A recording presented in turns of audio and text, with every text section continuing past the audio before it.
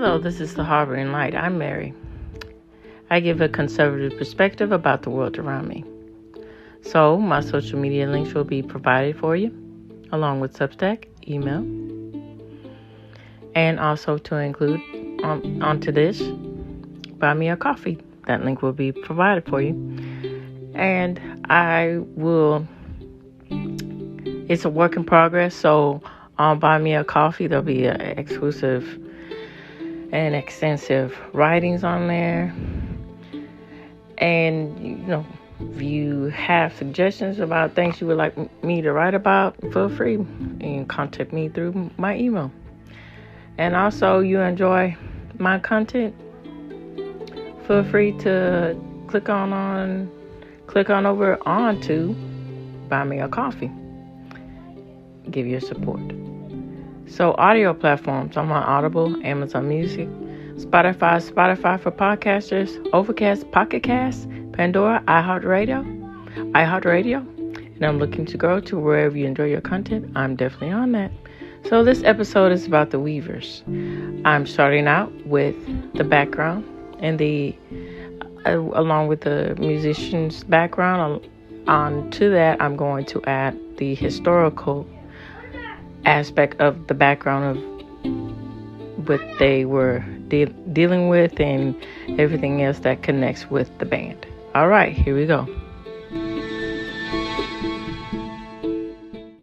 Okay, everyone, before I start with talking about the background and the historical background with the Weavers, I'd like to start out talking about more things I'm going to do to implement the new format of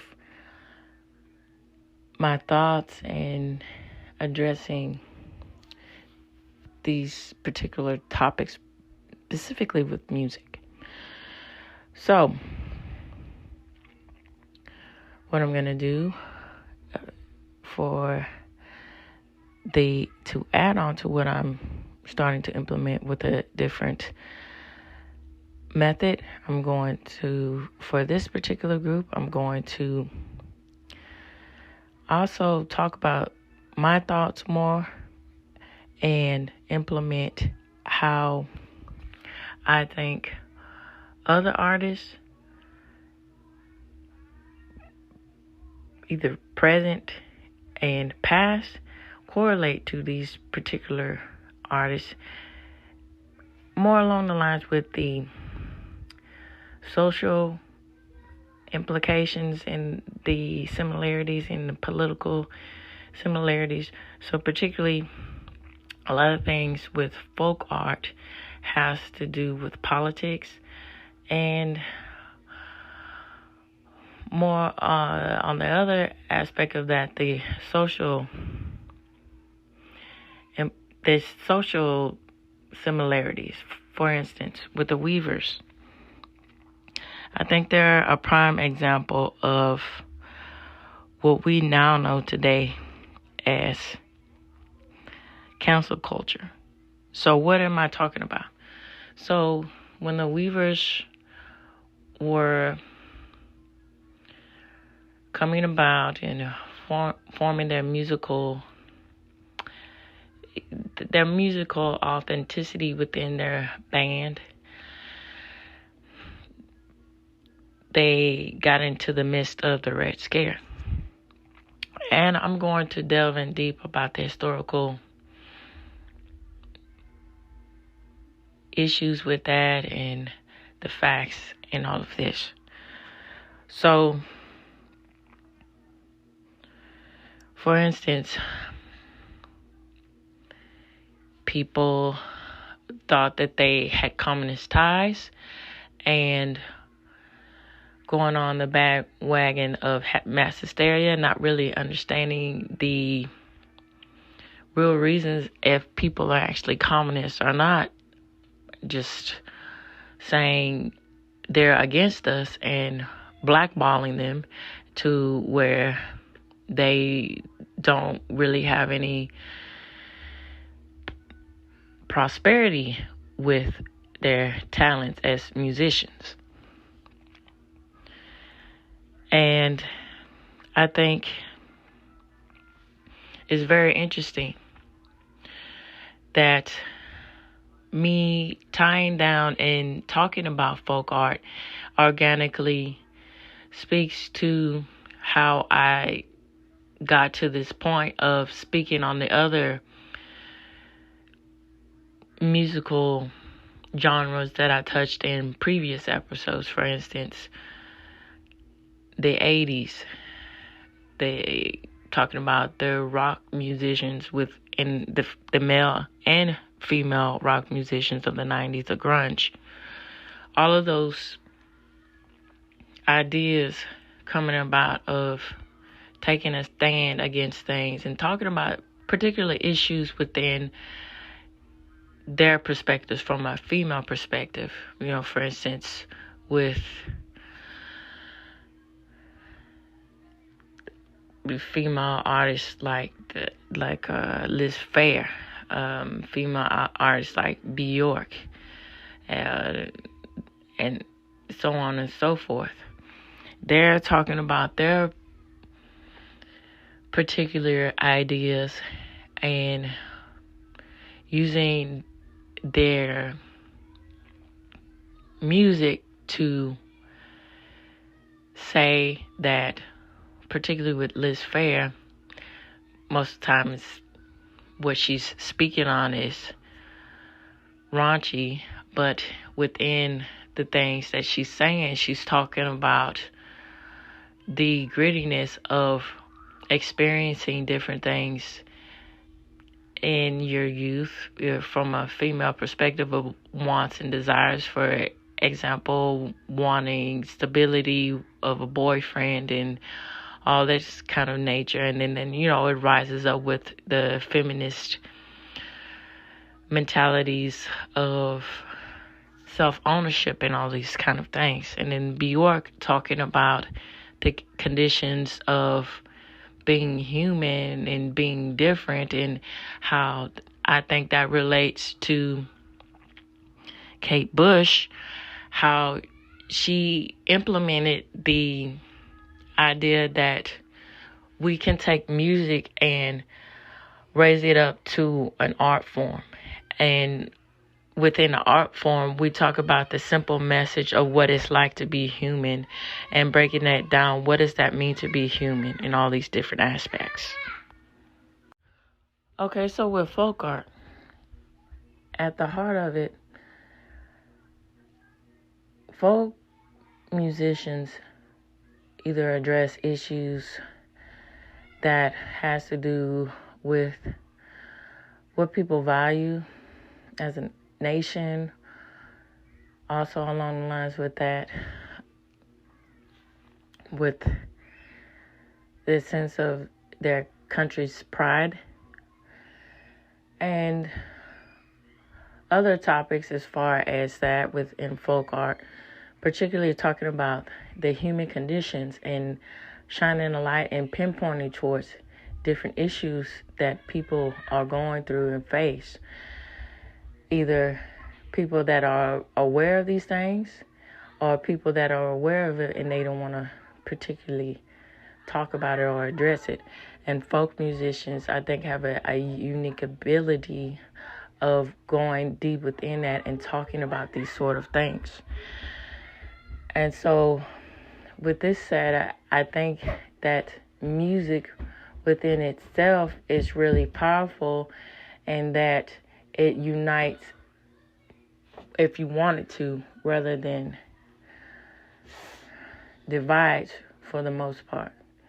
And I think within these, going along the lines with division, it goes into the breaking down and the things, supplements of things that go against negatively, I think, of what people value as humans. So particularly with gangster rap culture and things along that notion, glorifying things that would be considered deviant in any other senses. For instance, sexualizing women in a way that's normalized, or there's caveats to everything in other genres of music, but it's really, really kind of well, not more than kind of, it really is disheartening when you look at the heart of gangster rap, particularly, that it's glorifying deviance. And then breaking out of rap and the beginnings of rap, where people were talking about the human condition and from their point of view, but being sophisticated about it, being,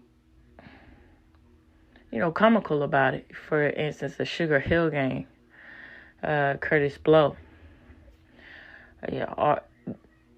Rakim, Eric B. and Rakim. Eric B. and Rakim, the things that they were talking about, for instance, Paid in Full, sending the message about, yes, I was a criminal. I did things that I'm not proud of, but in the light of that, I found myself in a better path, and coming to the realization that I can change myself if I want to. And for me personally, I appreciate all types of music, and I think it's very interesting when we say we get into the ideas of, oh, you look a certain way, oh, you must like this certain music. And unfortunately, it wasn't really it wasn't, as present, as some people like to unfortunately say in mainstream, that their race is a constant issue, which that isn't true, because if we talk about things and really get down to the heart of the matter, things for different races can be better. So it begs the question of, are people at such good of a state and their social demographics, so on and so forth, around their within that they're making problems that aren't there? What's really going on with that? And so even in the ignorance of, me personally, of people, oh, well, she only likes certain, she might just like rap or hip hop or this, that, and the other, just because I happen to be black, or, oh, she just might like this because, she's a girl, or, a woman, or what have you. But I just find it very interesting, because it just goes to say, with understanding someone, you gotta get to know them. And I think that music can be a calling card, or a stepping stone to doing that. So, for instance, I like new wave, I like R&B, I like jazz, I like classical music. That's some, with R&B, with rap, there's artists that I particularly like, Eric B. and Rakim, and pretty much, artists like that speak on things with a intelligent, with a evolved sort of thinking. And I remember when I was going in my undergrad, when I was going to college, and I went to graduate school, but I didn't finish. So that's what I'm saying, in my undergrad. But anyway, I need to say with that, when I was taking a statistics class in college, I had a classmate. She was talking about rock and everything, and then she was saying about a particular band, and she was talking about this band of this guy that she knew, that he's an up-and-coming artist, and I was like, okay, so that's pretty neat. What kind of rock? Oh, yeah, I like that. She's like, oh, I wouldn't think that you would like rock. I said, yeah, I like all types of rock. She's like, oh, okay, that's neat. And, we started to know each other better from that. And also, to add on to this, when I was in college, this is around the time when the Flight of the Conchords was really popular. And people started to become more and more aware of the show. So one of my bosses where I was working, he said, oh yeah, I bet you would like this particular episode. So this particular episode of Flight of the Conchords, they were talking about the ladies of the world, right? And within that, at the end, it shows them humming and an Earth, Wind, and Fire song. And so he was saying that, my boss at the time was saying that he thinks that I would like that particular song as a subtle ruse, to say, oh yeah, you're a hipster type, so you'll like that. But that goes beyond the question of what's hipster and versus people who just have an appreciation for all types of music. And I unfortunately got lumped into that about being a hipster when that wasn't the case. I just appreciate different types of music, not particularly what's popular per se all the time. I appreciate popular music, but it goes within the realms of that.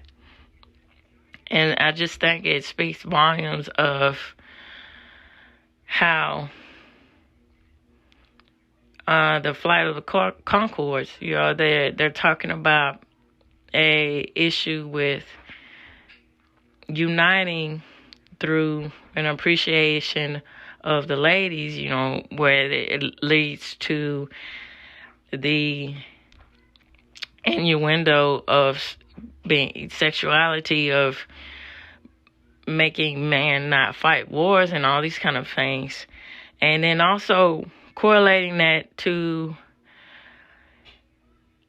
adding in I think from my point of view, the appreciation of the 70s funk culture, the 70s soul culture, of understanding that how with 70s funk and 70s soul, they were doing things that was not really noticeable before. It was, taking things to another level as far as making things more of an art, avant-garde sort of thing, as far as with Bootsy Collins and Apartment Funk and, bands like that. But on the other hand, with bands like Earth, Wind, and Fire,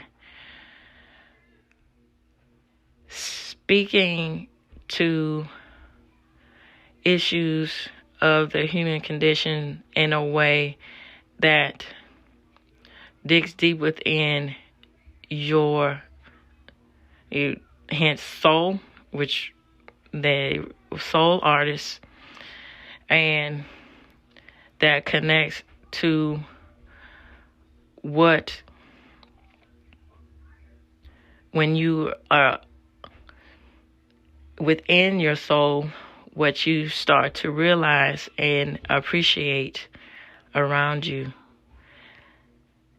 And that's just a really nice touch, I think, to add into that. All right, so here we go. Let's get into thoughts. Well, now I'm gonna talk about more things and my more thoughts about the Weavers and everything else as I go along. So, with that being said, let's talk about the Weavers. All right, so I'm going to talk about their background, and then when I get to the topics of the historical backgrounds of what they were in, I'm going to go in more detail about it, and then go back to it and give my thoughts, and within going into details about it. Okay, so the Weavers, a seminal American folk singing group of the late 1940s and 50s.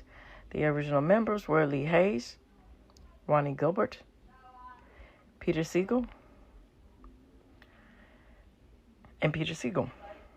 Later members were Eric Darling, Frank Hamilton, and Bernie Krause. In 1948, Hayes and guitarist banjoist Seeger, both of whom previously had performed with Woody Guthrie and the Almanac Singers, recruited Gilbert and guitarist Hellerman to form the Weavers. They built up an extensive repertoire of traditional folk ballads and new songs, making their mark at the Village Vanguard in New York City's Greenwich Village in 1949. The quartet gained almost instant commercial success amid accusations of communist sympathies during the Red Scare. However, they were blacklisted and compelled to disband between 1952 and 1955. When Seeger and Hayes were called before the House Committee on Un-American Activities. After Seeger quit in 1958 to pursue a solo career, he was replaced by Darling, Hamilton, and Krause. The Weavers, who officially disbanded in 1963, went on to make numerous songs. And I will touch on those songs on Friday. All right, so Greenwich Village. Greenwich Village, a residential section of Lower Manhattan, New York, that is. It is bound by the 14th Street, Houston Street, Broadway, and the Hudson River waterfront. A village settlement during colonial times, it became in successive stages an exclusive residential area, a tenement district, and after 1910, a rendezvous for nonconformist writers, artists, students, bohemians, and intellectuals. By the 1980s, high-rise apartments had turned much of it into a fashionable neighborhood, and many of its former residents had moved to the East Village, or Lower East Side, and Soho, the area south of Houston Street. Greenwich Village along was characterized by narrow, crooked streets, old houses, foreign restaurants, quaint shops, and offbeat nightclubs. Washington Square, in its center, is dominated by Washington Arch and New York University buildings. Beginning in the early 20th century, and especially since the beat movement of the earlier 1950s, Greenwich Village had been a mecca for creative radical artists, poets, jazz musicians, and guitar-playing folk and blues singers from all over the United States, and coffee houses as such as the Cafe Wa and Gaslight Cafe on McDougal Street, that is, and Gertie's Folk City at 11 West 4th Street. Singers included Fred Neil, Bob Dylan, and Paul Simon.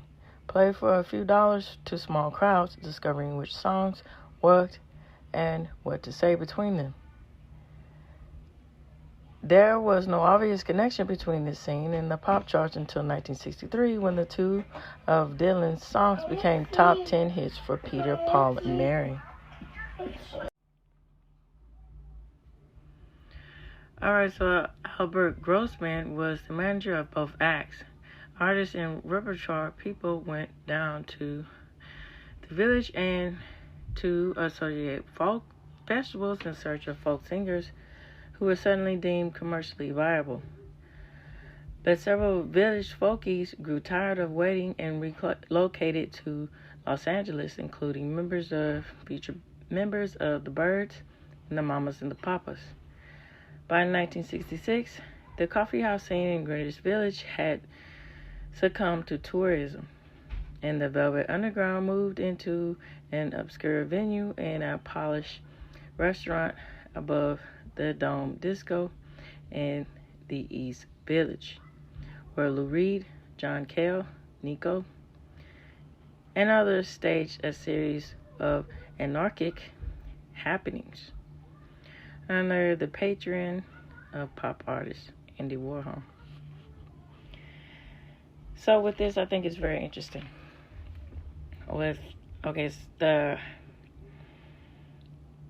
It reminds me of how in the classical era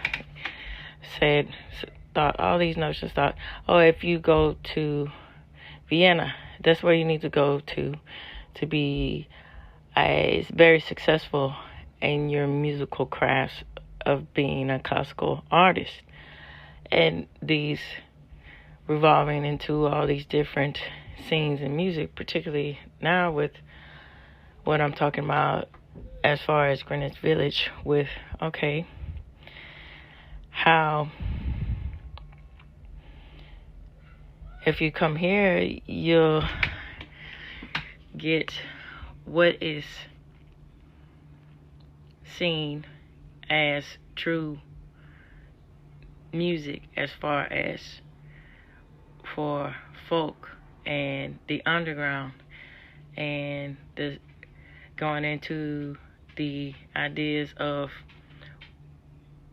what commercially can be viable for folk music and making it more mainstream, where people can have more awareness of what it means.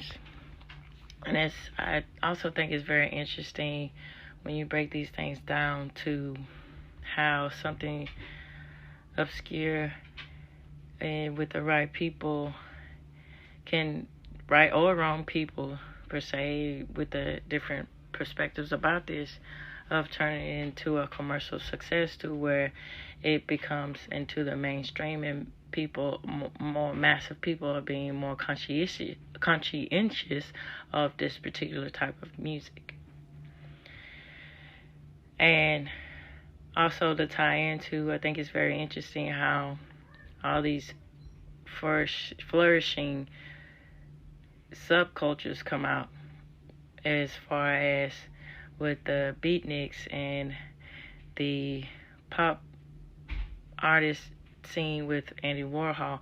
All these things coming into play with changing the notion of traditionalist and marking their identity of what they think about and see the world around them. And within this, you get the idea, for instance, with beatniks, of how that term of poetically feeling things, or, going back to the literature era of romanticism, of seeing things as a romanticized way of the human condition, where it be the issues of class and all of these things, and poetically talking about these and touching on these subjects. And then within that, you get the subversion of the counterculture. And the counterculture would be the beatnik people, would be the pop art, Andy Warhol crowd. They're all revolving around the idea of breaking down conventional norms and saying that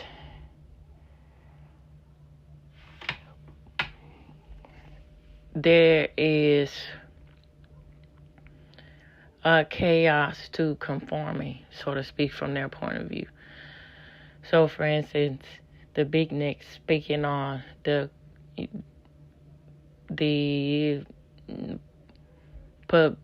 unrest of going and conforming into what society says you should be. And out of that, I think it created the door to open to what we see as hipsters, and so to speak, of merging and blurring those lines of tradition with, okay, let's go back to, from what my understanding about hipsters, of, tradition of particular eras, but being more mainstream with buying different products, and to be, for instance, modern products, new age products, for instance, things like Apple computers, Apple products, and as a way to be saying I'm more nuanced because I am ahead of what's hip, so to speak. And I think that leads into tying back into the beatniks and tying back into particularly the ideas behind the pop art scene, with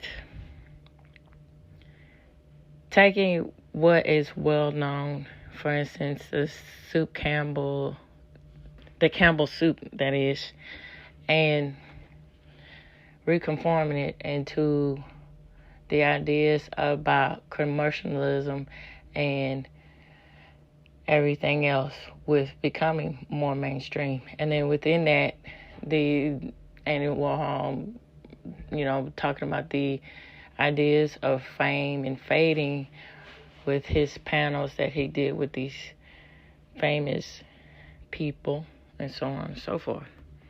And I think it's very interesting with the folk art and the folk artists and all of this, in the midst of this, trying to hone in their talent and find their way and speaking their message, speaking about their particular arts and merging within all these cultures. All right, so let's move on to the Red Scare. Okay. All right, the Red Scare. Truman's last years in office were marred by charges that his administration was lax about or even condoned subversion and disloyalty, and that communists called Reds had infiltrated the government.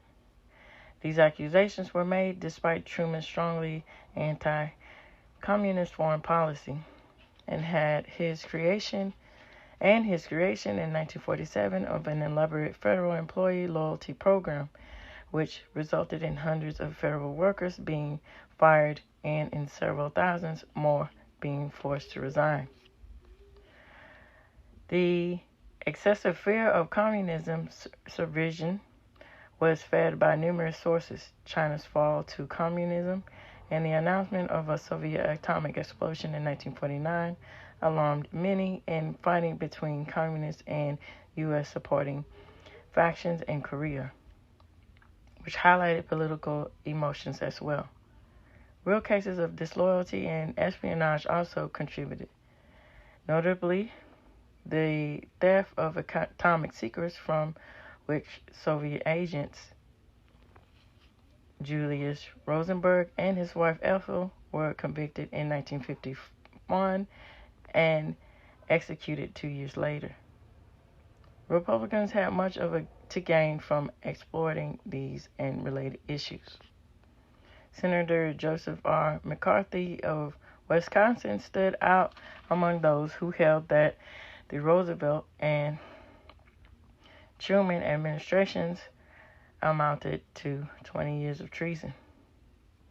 In February of 1950, McCarthy claimed that he had a list whose numbers varied of State Department employees who were loyal only to Soviet Union. McCarthy offered no evidence to support his charges and revealed only a single name, that of Owen Lattimore,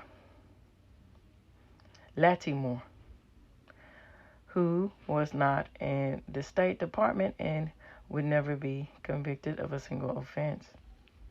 Nevertheless, McCarthy enjoyed a highly successful career and won a large personal following by making charges of disloyalty that mostly undocumented, badly hurt the Democrats. Many others promoted this scare in various ways, leading to few convictions. But much loss of employment by government employees, teachers, scholars, and people in the mass media. Okay, with the Red Scare, I just imagine with the Weavers and artists of the kind, the emotional state they must have felt with being wrongfully accused of something when there's proof that otherwise.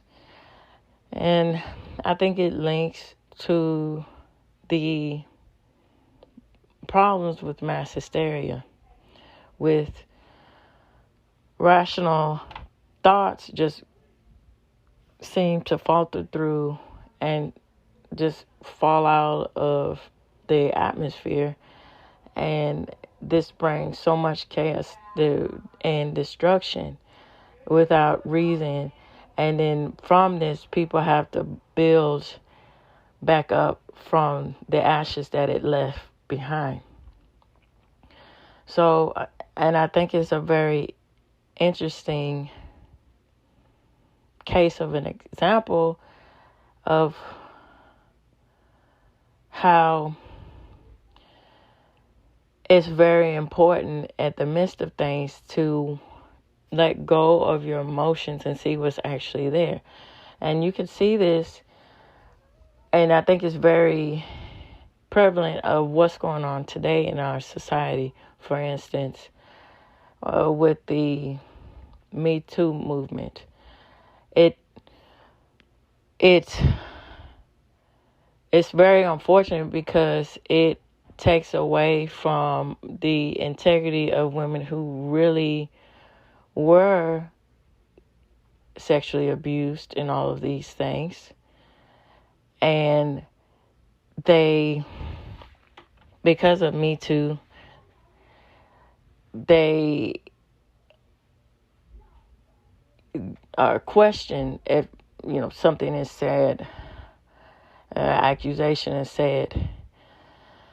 And I think that it's always important to try your best. And I think that's a really great personal goal to have, to try your best to look at things as rationally as you possibly can. And there's something to say about this, to say, you know what, let me step back and really look at this. Let me just cool down and let me reprocess this. And that can be really hard to do from, a humanistic point of view, when you get in the midst of everything, or when you really, really, really believe in something, you know it's to be true, and to just strip yourself away from just going on and going full within to something when it's just not right. But in your head, you think it's right because of what you perceive to be true. And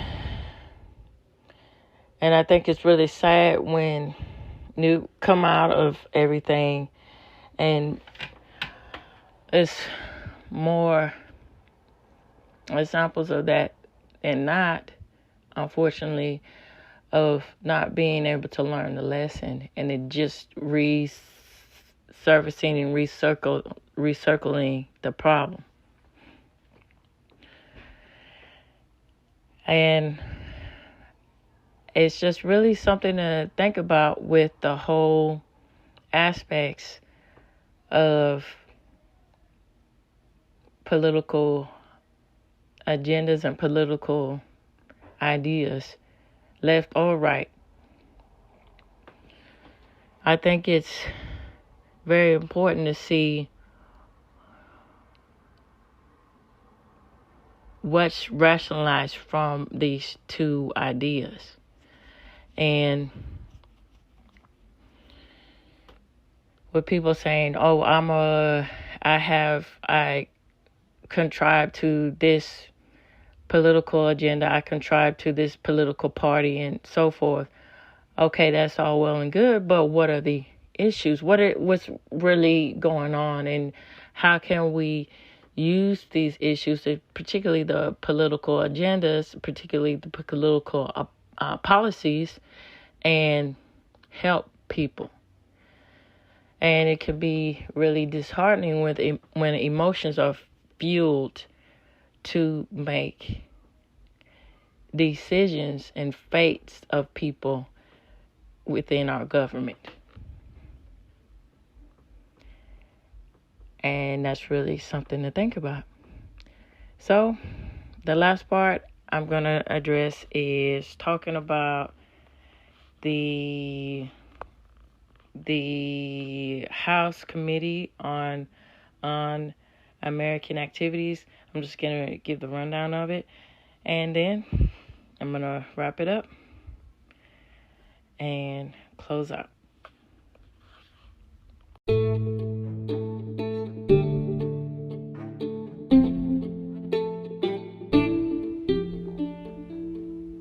All right, so House on American Activities Committee.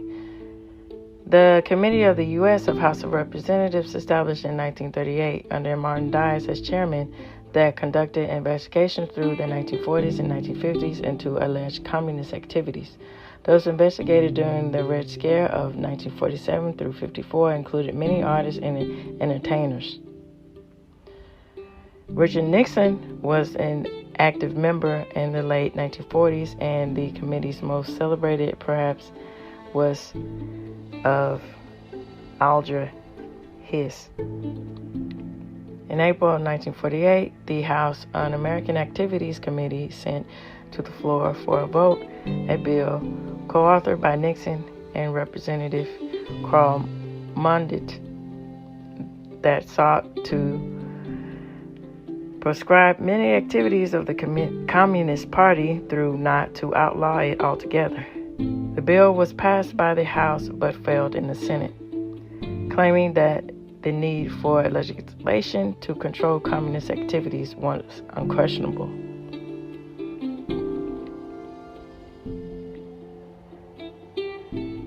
HUAC's actions resulted in several contempt of Congress convictions and the blacklisting of many who refused to answer its questions. Highly controversial for its tactics, the HUAC was criticized for violating First Amendment rights. Its influence warmed by the 1960s and into 1969. It was renamed the International Security Committee in 1975, and it was dissolved. All right, so on Wednesday, tune in for that and listen for the artists that I think relate to the Weavers as far as the ideas of the political disdain, unrest, going against the grain, and going against social norms and all of this.